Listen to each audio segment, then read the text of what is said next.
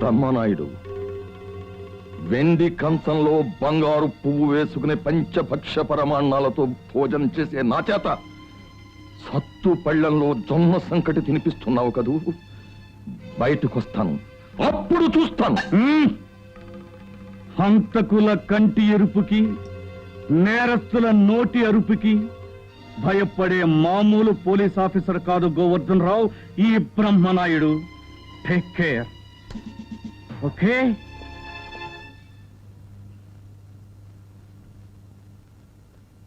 అరే, ఏమిటలా దిగులుగా కూర్చున్నారు?